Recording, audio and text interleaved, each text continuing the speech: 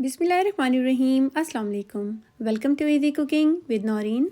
आज मैं आपके लिए एक बहुत ही मज़ेदार सी चटपटी चटखारेदार तिक्कों के साथ खाई जाने वाली बारबेक्यू स्पेशल चटनी की रेसिपी लेकर आई हूँ। आप इसे ना सिर्फ तिक्के कबाबों के साथ खा सकते हैं बल्कि उनकी मैरिनेशन में भी इस चटनी का इस्तेमाल कर सकते हैं। एक बार ईद से पहले ये चटनी ज़रूर बनाकर रख लीजिए। 1 मिनट में बनकर तैयार हो जाती है और महीने भर तक ना इसका रंग ख़राब होता है और ना ही जायके में कोई फ़र्क आता है।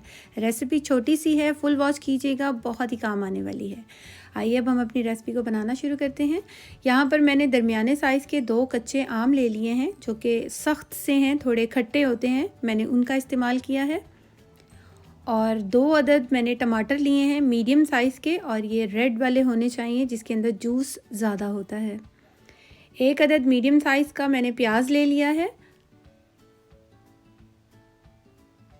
और यहाँ पर मैंने हाफ़ जो लहसुन होता है उसके मैंने एक पाउच होता है लहसुन का, उसका मैंने हाफ़ लिया है, यानी कि 7 से 8 जवे लहसुन के हैं। और एक बड़ा बंच मैं पुदीने का इस्तेमाल कर रही हूँ।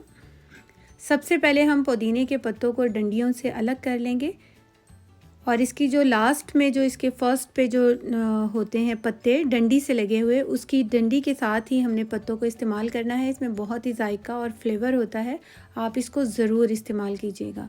अब हम इसको धो लेंगे अच्छे तरीके से पानी से, और प्याज लेंगे और इसका भी छिलका उतार के हम इसको रफली सा हमने कट कर लेना है, मोटा मोटा। लहसुन के जवों को भी हमने इसका छिलका उतार लेना है।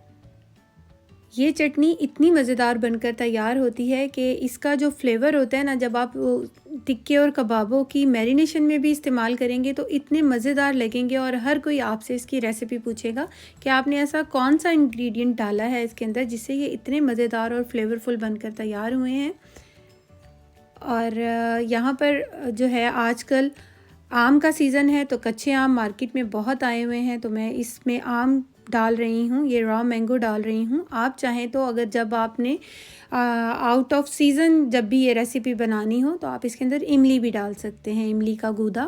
सारी सब्जियों की मैंने कटिंग कर ली है।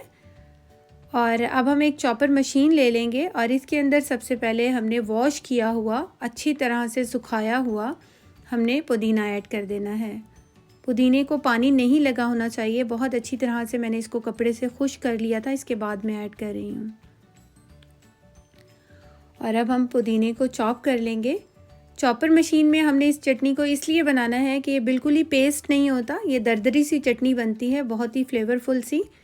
और अब हम इसके अंदर टमाटर ऐड करेंगे। हमने इसके अंदर पानी बिल्कुल भी नहीं ऐड करना, और टमाटर इसीलिए मैंने कहा था कि जूसी होने चाहिए, थोड़े नरम होने चाहिए, रेड रेड से, तो उसी के जूस में जो है ये सारी चटनी बनकर तैयार हो जाएगी। बाकी की भी तमाम सब्जियों को हम इसके अंदर डाल देंगे।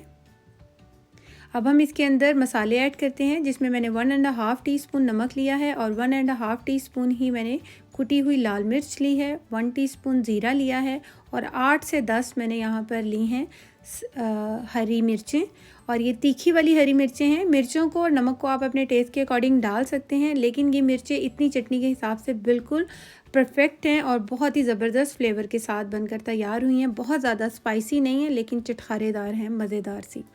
ये हमारी देखिए दरदरी सी चटनी बनकर तैयार हो गई है। थोड़ी मोटी मोटी सी होनी चाहिए, कुछ इस तरह से। और अब हम किसी भी कंटेनर में या शीशे वाली बॉटल के अंदर जो भी जार होते हैं आपके पास, उसको अच्छी तरह से वॉश कर लीजिए, उसका पानी खुश्क कर लीजिए, थोड़ी देर उसको धूप में रखिए ताकि वो अच्छे से खुश्क हो जाएं। और इसके बाद हमने इसके अंदर चटनी को पोर कर देना है और इसको हम एयर टाइट करके फ्रिज में रख देंगे महीने भर तक। ना इसका रंग ख़राब होगा और ना ही जायके में कोई फ़र्क आएगा।